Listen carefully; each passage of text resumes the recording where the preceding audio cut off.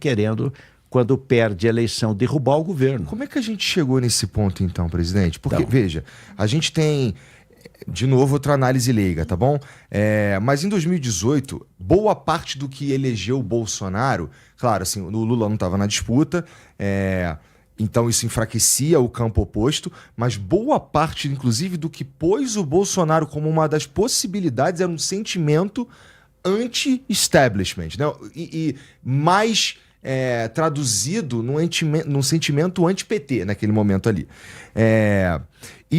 Só que isso foi uma construção. Isso é algo que vem há muito tempo. O brasileiro sempre fala, a gente sempre fala de corrupção, a gente sempre fala de escândalo, não sei o quê.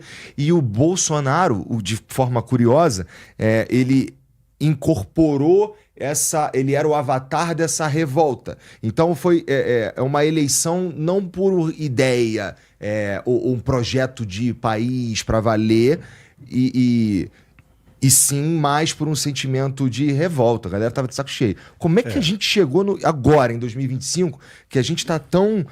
Não que não existisse polarização, mas agora, o fato de eu estar conversando contigo aqui, vai ter gente falando, por esse argumento que eu tô falando aqui com você, eu já sou chamado de petista ou de bolsonarista, depende sei lá, do ponto de vista. E não a realidade ou a verdade importa um pouco menos hoje. Como é que a gente chegou... Assim, quais foram os erros políticos que vocês, com todo respeito, cometeram ao longo do tempo, pra gente se encontrar numa situação que tá difícil de conversar com quem discorda um pouquinho. Não é nem discordância gigantesca, não. É um pouquinho. Olha, o Igor, primeiro, a democracia, ela não é o silêncio dos pântanos. Ela é agitada. É verdade. Então, no mundo inteiro, você tem embate. Contam que na Inglaterra, que é parlamentarista, o primeiro-ministro tem que ir ao parlamento, prestar contas. E fica de frente com a oposição. E fala aqui, rebate lá. Parece que estão brigando o tempo inteiro. Direto, o embate do primeiro-ministro com a oposição no parlamento inglês. Então contam que o Churchill, primeiro-ministro, foi ao parlamento e a líder da oposição era uma mulher, chamada Lady Astor. E no auge do debate, ela virou e falou: Churchill, se você fosse meu marido, eu punha veneno no seu chá.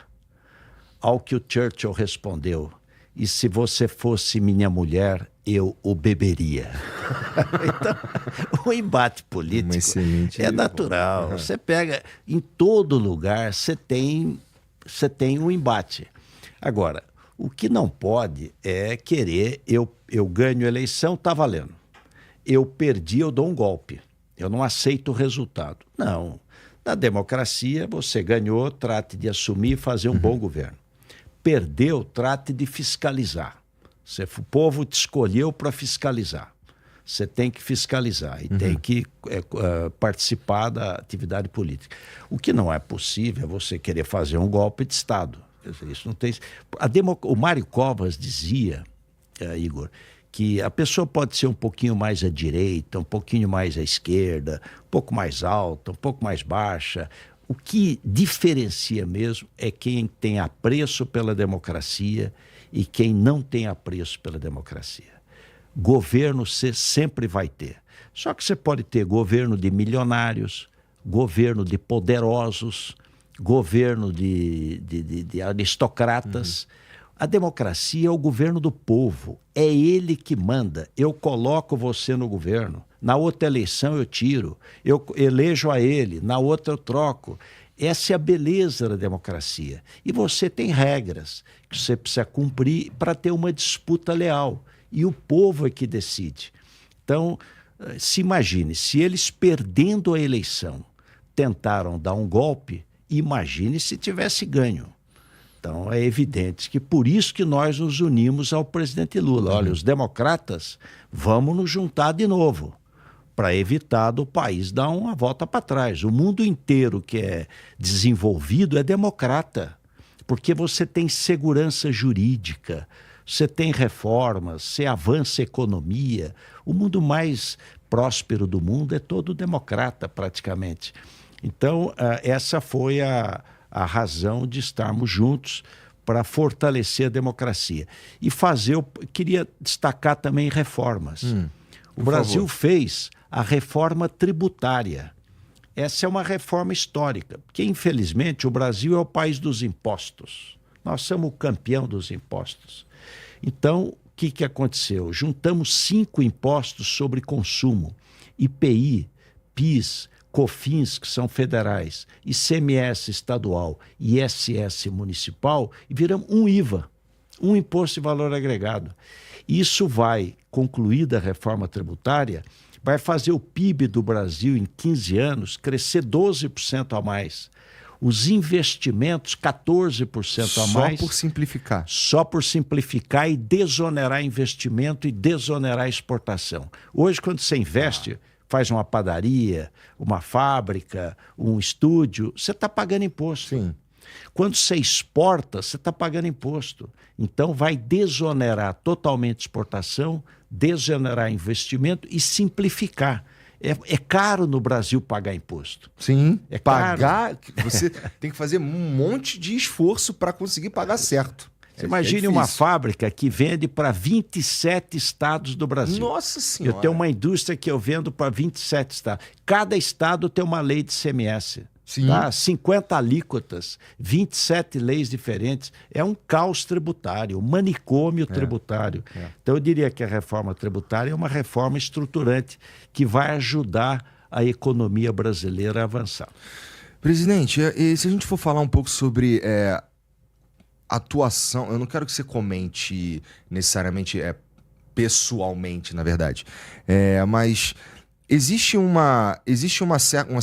certo alinhamento, ainda que superficial, pelo menos assim do ponto de vista de quem está lá no dia a dia em Brasília com o STF, tô falando da situação.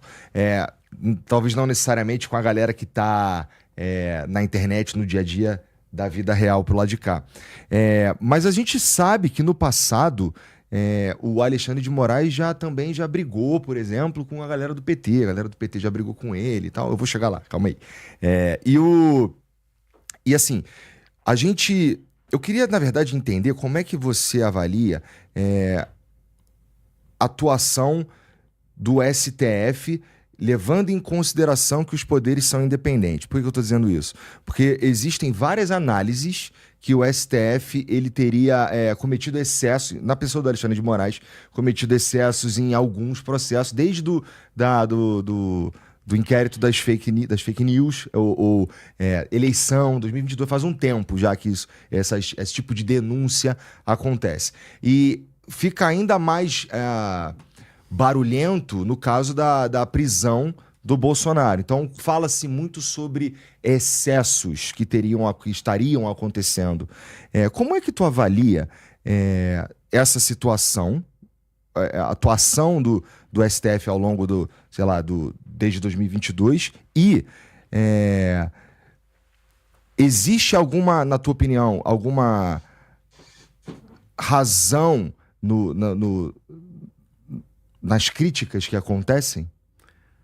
Olha, Igor, a Constituição brasileira, e eu fui constituinte, a Constituição brasileira estabelece a tripartição do poder, né?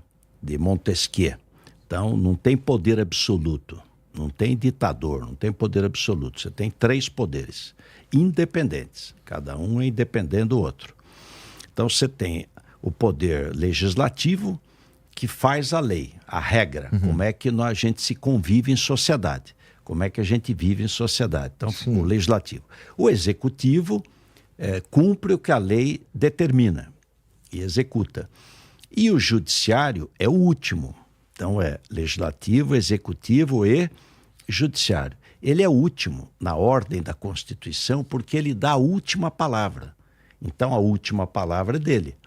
Olha, se tiver uma dúvida aqui em relação a interpretar a lei, a Constituição brasileira, o Supremo Tribunal é um tribunal constitucional, a última palavra é dele. Essas questões pessoais, tal, o Alexandre de Moraes é amigo do Lula, é de esquerda. Não, o Alexandre de Moraes foi meu secretário da Justiça. Aliás, ele tinha cabelo. No tempo que ele tinha cabelo. E é interessante, ele era membro do Ministério Público, ele pediu demissão. Falou, não pode quem entrou da Constituição de 88 para cá continuar no Ministério Público e ser do Executivo, secretário de Estado. Ele pediu demissão. Lá na frente, quando a presidente Dilma nomeou o Procurador-Geral da República, um membro do Ministério Público, ele ficou 24 horas. E aí não aceitou o cargo, porque aí ficou claro que não podia. O Alexandre já tinha... Ele é professor de Direito Constitucional, catedrático do Largo de São Francisco, da Universidade de São Paulo, preparadíssimo. E foi meu secretário da Segurança Pública. Da desse até tem uma história engraçada. Por favor. Alguém falou que o Alexandre era esquerdista. Aí ele brincou, falou, pois é, quando era seu secretário da Justiça e depois da Segurança no estado de São Paulo, diziam que eu era direitista, reacionário, extrema direita. Agora eu sou esquerdista, estatista, comunista. Falou, olha, mas não me chamando de palmeirense, o resto, porque ele é corintiano, fanático. Nós vimos também aí recentemente. Eu sou do Dorval, Mengalvel, Coutinho, Pelé e Pepe. Entendi. O velho peixe, o Santos Futebol Clube. Boa sorte, então. Mas vamos lá. Olha, estão precisando, né? Estão precisando. Sim. Mas o que eu vejo aí? Você tem que dar o direito de defesa, isso é sagrado. Eu não comemoro dificuldade de ninguém, nem dos adversários. Agora, a justiça precisa ser cumprida. Eu acho que ficou claro no Brasil que a democracia é sólida. E atentar contra a democracia é crime. Está escrito na Constituição brasileira. Não é executar o golpe, porque depois que executou, acabou o judiciário, acabou o legislativo, acabou tudo. Sim, atentar contra a democracia é crime. Então eu acho que desse episódio, sem entrar em questões pessoais, a democracia sai mais fortalecida no Brasil. Acho que passamos uma fase. O próprio ministro da Defesa, ministro José Múcio, falando sobre as Forças Armadas, falou, olha, nós passamos uma fase. A democracia está consolidada no Brasil, as instituições estão fortalecidas.